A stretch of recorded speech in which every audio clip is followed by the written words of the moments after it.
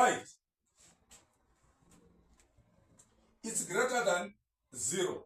It's also not equal to 0. So if it's not equal to 0, then the roots are also unequal.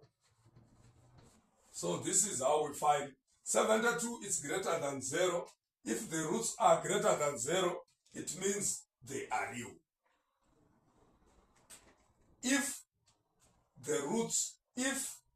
b squared minus 4ac is not a perfect square, it means the roots are irrational. Then if our delta again it's not equal to 0, it means our roots are unequal. So this is the nature of the roots of this equation.